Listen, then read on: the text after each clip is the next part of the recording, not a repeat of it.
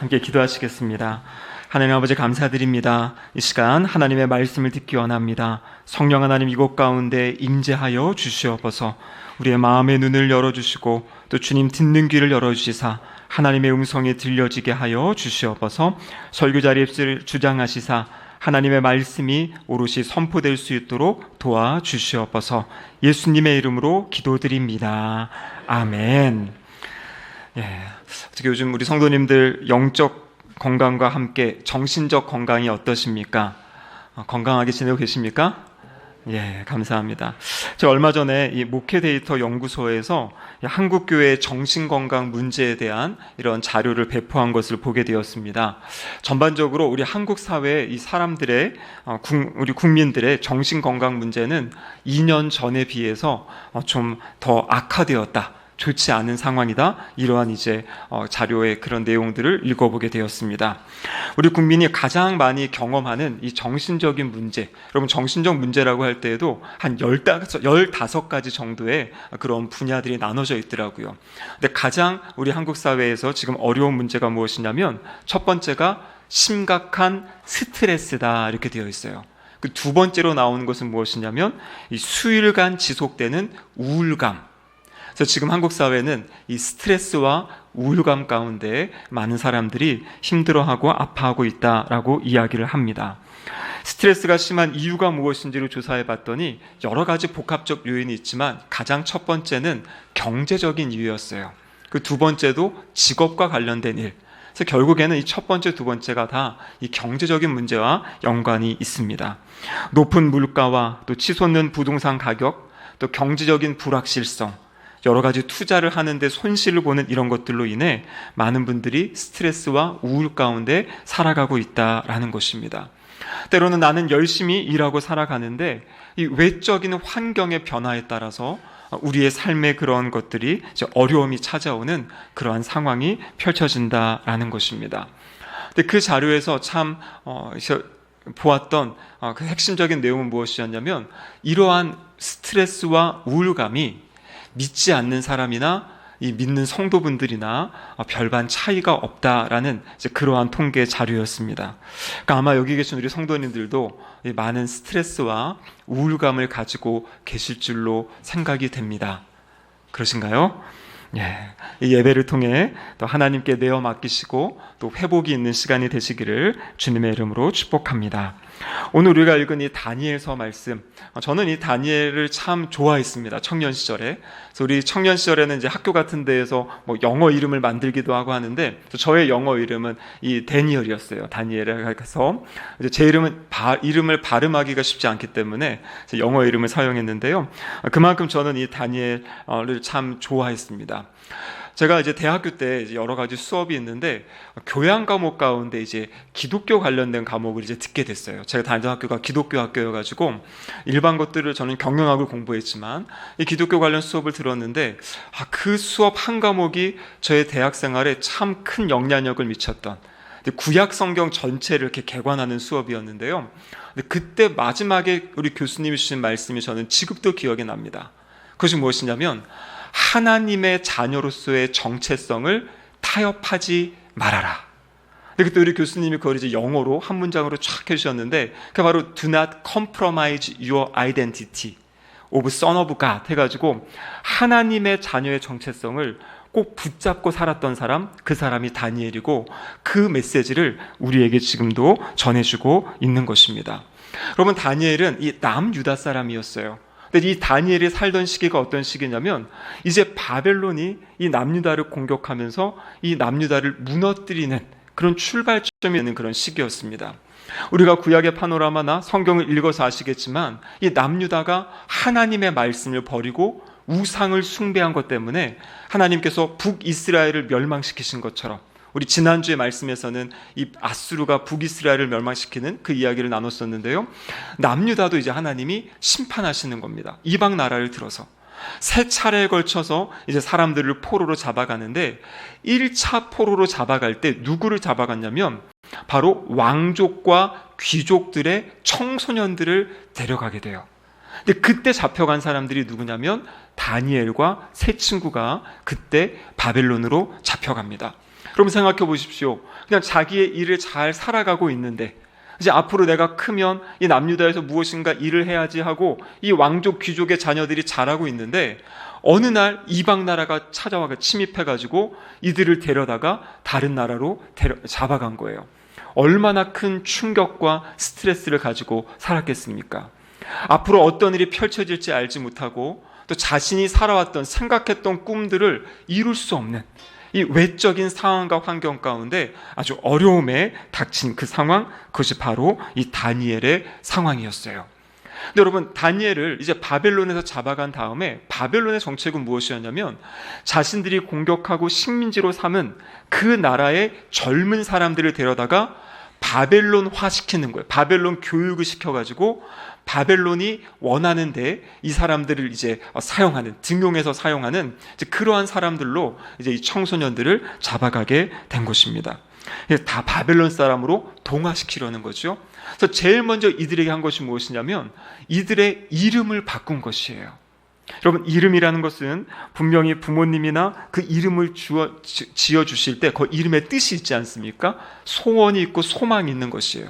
이름이 불려질 때마다 그 사람이 나는 어떤 존재구나라는 것을 생각하게 하는 것이 이름입니다. 다니엘, 그리고 세 친구의 이름이 하나냐, 미사엘, 아사랴 이렇게 되어 있는데요. 여기 엘이라는 단어와 야라는 단어는 여호와 하나님과 관련된 그러한 단어들이에요. 그래서 이렇게 이름을 지었다라는 것은 하나님을 사랑하고 하나님께 충성하는 사람으로 살게 하겠다는 이 부모의 신앙이 담겨 있는 그러한 이름들이에요.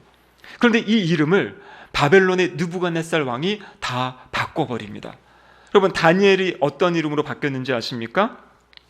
벨드사살, 그리고 우리가 잘 아는 사드락, 메삭, 아벳느고, 이 이름들이 원래 유대 이름에서 바벨론식 이름으로 바꾼 거예요. 근데 이 이름에는 다 바벨론 우상과 관련된 이름들로 바꿔버린 겁니다. 그러니까 이름을 들을 때마다, 이름이 불리울 때마다 나는 하나님의 사람이다라는 정체성을 가지고 있던 이 청소년들에게 이제는 바벨론의 우상과 관련된 이름으로 부르면서 이들의 정체성을 이제 흔들어 놓는 거예요. 누구를 섬길 것인가? 하나님을 섬기며 살 것인지, 아니면 이제 이 바벨론, 이 땅에 왔으니까 이 땅의 문화에 맞게 잘 적응하고 정착해서 여기서 잘 살 것인지, 그것을 선택하게 하는 기로에 놓이게 된 것입니다. 그럼 근데 이들은요, 포로로 잡혀갔지만 이들의 상황은 그렇게 나쁜 상황은 아니었어요, 처음에는. 왜냐하면 이들을 그 느부갓네살 왕이 특별하게 관리하면서 훈련시키는 거거든요. 바벨론의 학문을 가르치고 특별히 왕의 음식을 지금 나눠주고 있어요. 여러분, 사람의 정체성은 무엇을 먹는가가 또 그 사람의 정체성을 결정하게 됩니다. 그 사람이 평소에 무엇을 먹는지. 근데 성경을 보면요, 왕의 진미를, 왕이 먹는 그 고기를 이들에게 제공하고요, 왕이 먹는 포도주를 주는 것이에요. 그러면 고대 사회에는요, 이 동물을, 가축을 잡은 다음에 대부분 그것을 먼저 신에게, 그들이 믿는 신에게 봉헌하고 그 다음에 사람들이 먹었어요. 그러니까 아마 이 주는 음식들도 우상에게 바쳐진 제물, 그러한 음식들이었거든요. 그래서 그것을 먹임으로써 자연스럽게 이제 종교적인 영향력까지도 끼치려고 했던 겁니다. 그런데 어떻게 보면 이것은 왕의 호의지요. 포로로 잡혀왔는데 맛있는 음식을 주고 좋은 대접을 해주고, 그러면 당연히 사람들은 거기에 넘어갈 것 같아요. 그런데 이 다니엘과 세 친구는 이 바벨론 느부갓네살 왕의 그 마음, 그 전략을 간파하게 됩니다. 그리고 자신들은 그것들을 누리지 않겠다고 마음을 정하고 뜻을 정하게 됩니다. 그 말씀이 바로 다니엘서 1장 8절 말씀입니다. 같이 한번 읽어보겠습니다. 다니엘은 뜻을 정하여 왕의 음식과 그가 마시는 포도주로 자기를 더럽히지 아니하리라 하고 자기를 더럽히지 아니하도록 환관장에게 구하니. 아멘. 여기 보면요, 다니엘은 뜻을 정하였다. 그래서 왕의 음식과 포도주로 자기를 더럽히지 않겠다. 그러니까 단순히 음식을 먹지 않겠다는 것이 아니라 그 음식을 먹음을 통해 내가 바벨론화 되지 않겠다. 하나님을 섬기는 하나님의 백성이 바벨론에 가서 바벨론의 우상을 섬기지 않겠다는 그 결단을 한 것이에요. 내가 어쩔 수 없는 상황에 의해서 지금 예루살렘에서 하나님을 섬기는 그곳에서 바벨론이라는 곳으로 내가 지금 잡혀왔지만 이 상황 가운데서도 나는 믿음을 지키고 신앙을 지키겠다는, 자신들의 정체성을 지키며 살아가겠다는 결단을 이 10대 청소년인 다니엘과 그 친구들이 하는 것이에요. 이 8절에 보면 다니엘이 뜻을 정하였다 하는데, 이어지는 말씀을 보면 이 세 명의 친구도 동일하게 이 음식과 포도주를 거절하면서 다니엘과 함께하는 그 모습을 성경은 보여주고 있습니다. 여러분, 이렇게 하나님 앞에 거룩한 뜻을 정하고 세울 때 하나님이 이것을 기뻐하십니다. 그래서 어떻게 하시냐면요, 환관장에게 다니엘과 세 친구가 긍휼과 은혜를 입게 하는 것이에요. 환관장이 허락하기 어려운 일이에요. 왕이 명령한 일인데 이들에게 그것을 허락해 줄 수 있도록 환관장의 마음을 바꿔주신 분이 하나님이십니다. 그것뿐만 아니라 이들이 이 바벨론의 여러 가지 학문을 배우는데요, 성경에 보니까 이 모든 온 나라의 박수와 술객보다 10배나 지혜와 총명을 더하였다, 이렇게 말씀하시는 거예요. 하나님께 뜻을 세우고, 하나님, 제가 동화되지 않고 휩쓸리지 않고 하나님의 자녀로서의 삶을 살아가겠습니다라고 선포할 때 하나님께서 그 사람을 관리하는 사람을 통해서도 은혜를 입게 하시고 하나님이 직접 지혜와 총명을 부어주시는 그러한 역사가 성경에 기록되어져 있습니다. 10대 때 그렇게 하나님께 헌신했던 다니엘, 그래서 바벨론 제국에 끌려갔는데요, 이제 바벨론이 망하고 바사 제국이 들어섭니다. 그 바사 제국에도 이어서 총리의 일을 감당하는 그러한 놀라운 역사가 다니엘의 삶에 있게 되는 것이에요. 그래서 바사의 왕 다리오는요, 120명의 고관들을 세우고 그들 위에 3명의 총리를 세웠어요. 근데 그 총리 가운데 한 사람이 바로 다니엘이 되는 것이에요. 그때 이 총리가 될 때 다니엘의 나이가 이 성경학자들에 의하면 80살이 조금 넘었다고 합니다. 그러니까 아주 그 나이, 그러니까요, 10대 때 하나님 앞에 헌신하고 결단한 그 삶이 80살이 될 때까지 하나님 앞에 그렇게 자신을 온전히 드리며 또 귀하게 쓰임받는 삶을 다니엘이 살았던 것이에요. 영적인 지조를 지키고 절개를 지키며 이렇게 살았던 이 다니엘의 삶, 여러분, 어떻게 다니엘이 그렇게 살아갈 수 있었는가? 다니엘의 모습은 마지막까지 넘어지거나 쓰러지는 모습이 없어요.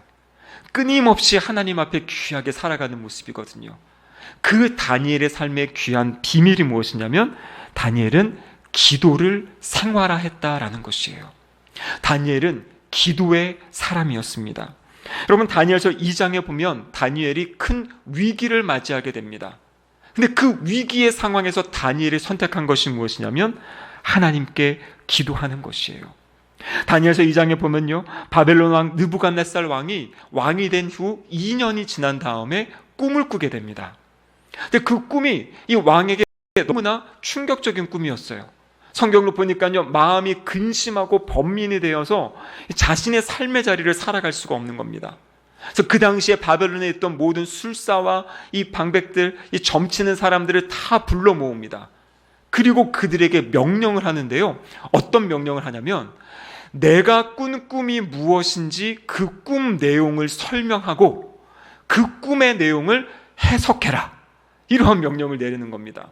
여러분, 우리가 창세기에 보면 요셉 같은 경우에 바로가 자기의 꿈을 설명해주고 내가 이런 꿈을 꿨는데 이 꿈을 해석해달라, 그래서 그 요셉이 해석해주지 않습니까? 그리고 총리가 됐어요. 그런데 지금 다니엘 이 상황은 뭐냐면요, 왕이 자기가 꾼 꿈을 알려주지 않아요. 그러면서 술사들에게 내가 꾼 꿈이 무엇인지를 말하고 그 꿈을 해석하라, 이렇게 이야기합니다. 다니엘서 2장에 보면요, 그 이야기를 들은 술사들은요, 아니 세상에 그렇게 할 수 있는 사람은 아무도 없습니다, 그렇게 왕에게 보고를 합니다. 그때 왕이 아주 화가지고요, 그 모든 그 땅에 있는 지혜자들과 술사들을 다 죽이라고 명령합니다. 지금 이 왕의 꿈이 엄청나게 왕에게 있어서 충격적인 내용이었던 것 같고요, 그것이 너무나 불안해가지고 그것을 이제 해석하라 하는데 못한다고 하니까 다 죽이라고 합니다. 그래서 군의 대장 아리옥이 이제 이 술사들을 죽이기 위해서 출발합니다. 성경에 보면 그렇게 나와 있어요. 그런데 그때 다니엘이 아리옥에게 가서 우리에게 조금만 시간을 달라고 그렇게 요청을 해요.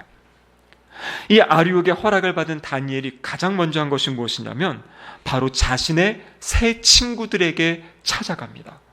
그리고 친구들에게 이야기하는 것이에요.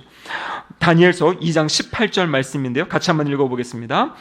하늘에 계신 하나님이 이 은밀한 일에 대하여 불쌍히 여기사 다니엘과 친구들이 바벨론의 다른 지혜자들과 함께 죽임을 당하지 않게 하시기를 그들로 하여금 구하게 하니라. 아멘. 여러분, 무슨 말이냐면요, 17절 바로 앞에 보면 다니엘이 3명의 친구들에게 기도를 부탁하는 것이에요.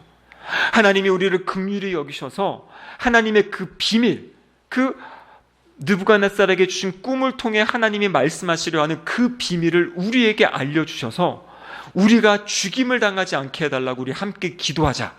그 세 친구들에게 중보 기도를 요청합니다. 그리고 아마 함께 기도했던 것 같아요. 그날 밤에 바로 하나님께서 역사하십니다. 바로 그날 밤에 환상 가운데 다니엘에게 그 느부갓네살 왕이 꾸었던 꿈을 보여주고요, 그 꿈을 해석해주는 그러한 역사가 다니엘서 2장에 기록되어져 있습니다. 여러분, 다니엘은 이 위기의 상황에 처했을 때 왕에게 찾아가서 왕이시여, 이건 불가능합니다. 우리에게 시간을 주세요. 긍휼히 여겨주세요.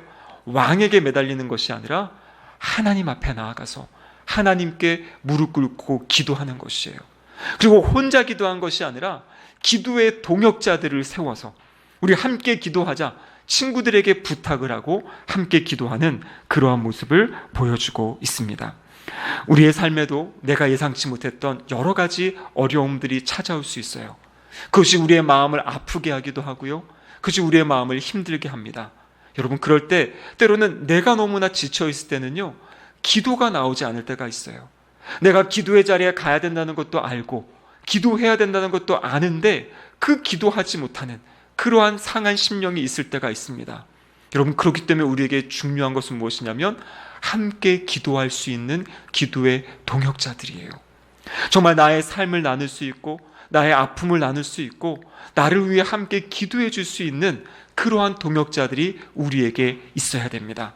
여러분, 그분들이 누가 되면 좋겠습니까?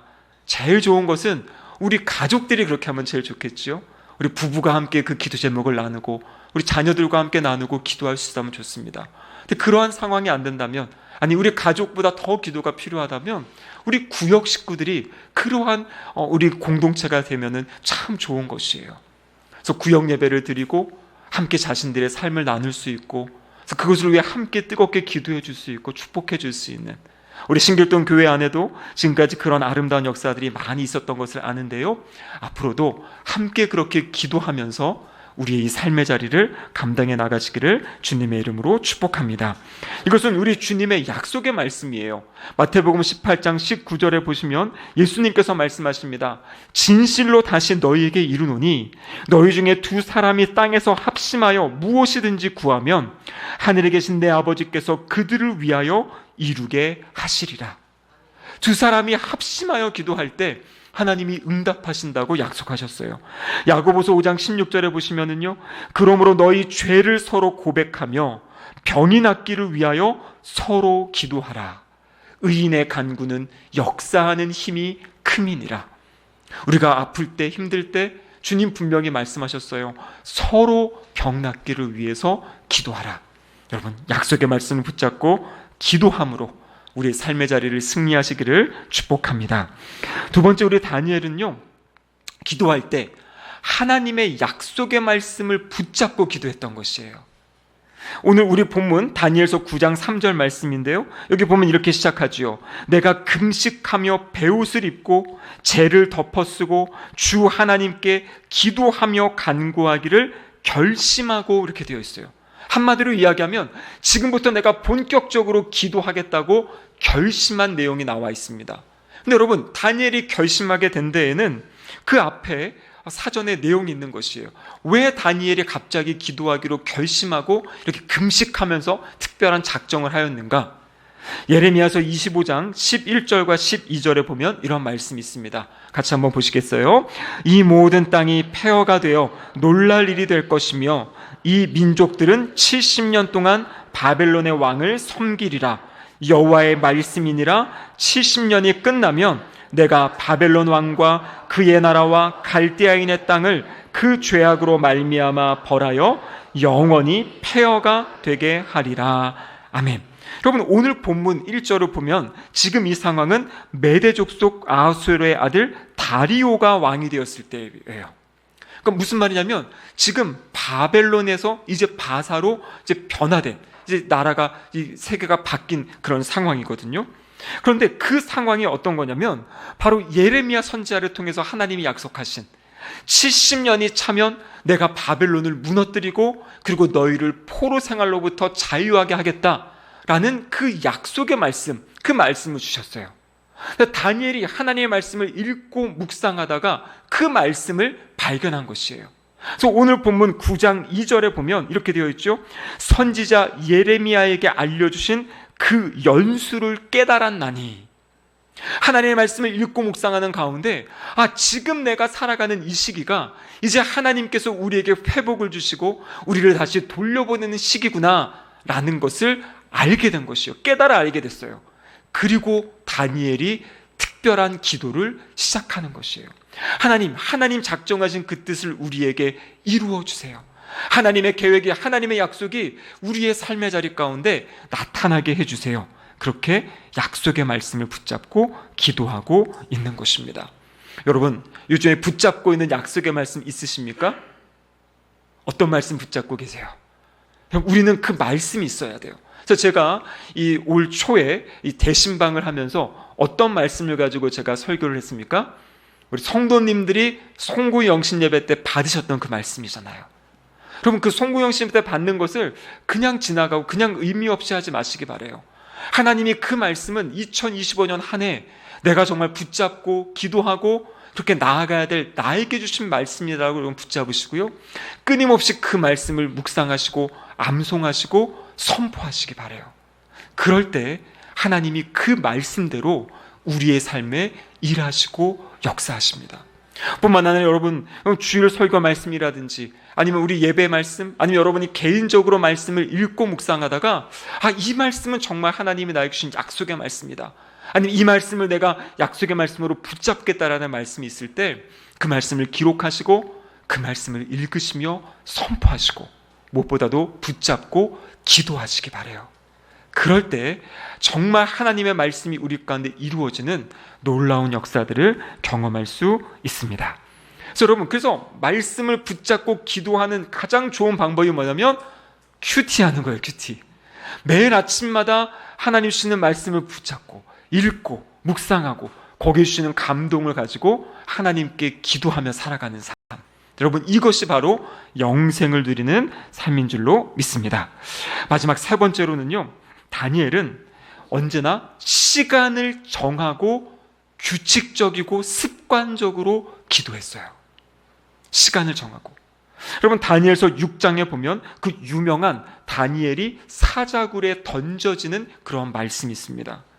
여러분, 아까 말씀드린 대로 이 다리오 왕 때 120명의 고관들을 세우고 그들 위에 3명의 총리를 세웠어요. 다니엘이 그 중에 한 명이었는데 다리오 왕이 이 다니엘의 지혜와 이 능력을 보고서 안 되겠다, 이제 다니엘을 그 120명 위에 3명의 총리 위에 그 모든 나라를 다스리는 사람으로 세우려고 합니다. 그랬더니 이 주변에 있는 사람들이 다니엘이 세워지는 것을 원치 않는 것이에요. 그래서 어떻게 하면 다니엘을 그 자리에 못 있게 할까? 이제 그러한 것들을 하는 거죠. 오늘날로 하면 마치 인사청문회를 하며 이 다니엘의 그 모습을 막 다 이렇게 하나하나 살펴보는 것이에요. 다니엘의 모습을 살펴봤는데 나라를 다스리고 그가 일했던 어떠한 것에서도 흠이 없는 것이에요. 흠을 잡아서 왕에게 말할 게 없어요. 그래서 그들이 선택한 게 뭐냐면 다니엘이 믿고 있는 하나님의 율법을 가지고 다니엘을 넘어뜨려야겠다라고 생각을 한 것입니다. 그래서 만든 것이 무엇이냐면 앞으로 한 달 동안 왕 이외에 어떠한 신이나 어떠한 사람에게 구하지 못하게 하는 법, 기도하지 못하게 하는 법을 만들었어요. 여러분, 이 법을 만들었는데요, 만든 다음에 다니엘의 모습이 다니엘서 6장 10절에 나와 있습니다. 그럼 같이 한번 읽어보겠습니다. 다니엘이 이 조서에 왕의 도장이 찍힌 것을 알고도 자기 집에 돌아가서는 윗방에 올라가 예루살렘으로 향한 창문을 열고 전에 하던 대로 하루 3번씩 무릎을 꿇고 기도하며 그의 하나님께 감사하였더라. 아멘. 여러분, 왕의 도장이 찍혔다. 이건 이제 왕이 실행한다라는 것이에요. 그런데 그때 다니엘의 반응이 무엇입니까? 전에 하던 대로, 늘 하던 대로, 습관대로 예루살렘을 향해서 창문을 열고, 그리고 하루에 3번씩 무릎을 꿇고 하나님께 기도했어요. 이것은 이 특별한 상황이 아니라 지금까지 해오던 것을 지속하는 겁니다. 여러분, 잘 생각해 보십시오. 우리가 다니엘의 세 친구가 풀무불에 던져진 사건 아시죠? 그때는 어떤 사건이었냐면 금신상을 세워놓고 금신상에 절하지 않으면 풀무불에 내어 던지는 거예요. 근데 세 친구들은 그 절하지 않았죠? 그래서 던져졌습니다. 근데 여러분, 지금 이 상황은 뭐냐면요, 왕에게 나와서 뭐 기도를 해라, 우상에게 절해라, 이게 아니에요. 그냥 왕이 아닌 다른 사람이나 신에게 기도하지 말라라는 것이에요. 다니엘이 이렇게 타협할 수 있는 겁니다. 그냥 30일 동안만 원래 하던 대로 사람들이 다 알게 창문 열고 기도하지 않고 그냥 조용히 기도한다면 누가 알겠어요? 그렇죠? 그리고 아니면 이 30일은 조심해야 되는 거구나, 그냥 30일 쉬었다가 나중에 기도하면 되지, 이렇게 지나갈 수 있어요. 다니엘은 그렇지 않았다는 것이에요. 원래 하던 대로 똑같이 그냥 이 조서가 나오든 말든 그렇게 하나님께 기도합니다. 결과가 어떻게 됐어요? 다니엘이 사자굴에 던져졌어요. 하나님은요, 이 사자굴에 던져지기 전에 막으실 수도 있는데 그냥 던져지는 것까지 내버려 두세요. 그러니까 모든 사람이 다 끝났다라고 생각하는 그 순간에 사자들의 입을 봉하시고 다니엘을 지키시잖아요. 그러면 하나님은요, 하나님 앞에 하나님의 신실한 자녀로 살겠다고 결단하고 하나님을 그렇게 섬기는 사람들을 하나님께서도 지키신다라는 것이에요. 세상의 어떤 물결들, 세상의 흐름들, 여러분 그것에 타협하지 마시기 바랍니다. 결단하시는 거예요. 여러분, 제가 아까 이야기했던 그 말씀드린 첫 번째 자료들에도 보면 지금 한국교회 우리 성도님들의 신앙의 이 열정과 신앙의 어떠한 열심, 신앙의 훈련, 이 모든 것이 지금 예전에 비해서 점점 낮아지고 있다 그래요. 여러분, 이럴 때 우리가 해야 되는 것이 무엇이냐면 새로운 결단을 하는 것이에요. 나는 적당히 타협하며 살지 않겠다. 나의 신앙이 게을러지거나 나태해지지 않겠다. 나는 하나님을 찾는 데 더 열심을 내겠다. 하나님을 간구하고 하나님께 나와 기도하겠다라는 그런 결단이 우리에게 필요한 시기다라는 것입니다. 그리고 그 결단 가운데 중요한 것이 무엇이냐면 기도의 시간을 여러분 정하시기를 바라요. 제가 이제 중보기도자를 세우고 함께 기도하자고 하는 것은 일주일에 한 번이라도 나와서 정해진 시간에 기도하는, 여러분 이것이 이제 우리의 새로운 습관의 출발점이 되는 것이에요. 그럼 분명히 기도를 시작하시면은요, 더 나와서 기도하고 싶은 마음이 생기게 됩니다. 여러분 놀라워요. 기도하지 않을 때는 어떻게 나와서 기도해야 하는데요, 시작하면요 더 나오고 싶어요. 더 하나님 앞에 나아가고 싶어요. 여러분 그것이 영적인 원리예요. 나는 할 수 없다, 나는 바빠, 나는 할 수 없는 거야. 여러분 그러면 그냥 점점 우리의 신앙은 지키는 게 아니라 떨어져 가게 되거든요. 그런데 믿음의 결단을 하고 하나님께 나아가는 것을 도전하면요, 거기에 은혜가 있기 때문에 더 주님 앞에 나아가게 된다라는 것입니다. 여러분, 이제 우리 2025년 이 상반기를 마치고 이제 다음 주부터는 이제 새로운 하반기가 시작이 됩니다. 여러분, 이 하반기 때 다시 한번 우리의 신앙을 추스리면 좋을 것 같아요.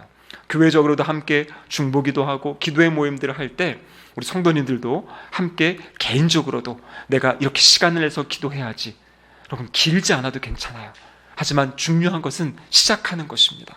다른 것을 내려놓고 하나님 아버지께 나아가서 하나님께 기도하는 그 시간을 정하고 실천하는 우리 성도님들 되시기를 주님의 이름으로 축복합니다. 아멘. 함께 기도하겠습니다. 하나님 아버지 감사드립니다. 다니엘의 결단과 그 기도를 통해 하나님이 다니엘 삶에 어떻게 역사하시는지 보게 하심에 감사드립니다. 일평생 하나님께 쓰임받고 하나님의 귀한 사람으로 살아갔던 다니엘처럼 우리의 삶도 그렇게 되게 하여 주시옵소서. 신앙의 결단을 하게 하시고 기도의 시간을 정하여 기도하며 나아감으로 하나님이 주시는 놀라운 삶의 능력을 누리며 살아가는 우리 모두가 되게 하여 주시옵소서. 예수님의 이름으로 기도드립니다. 아멘.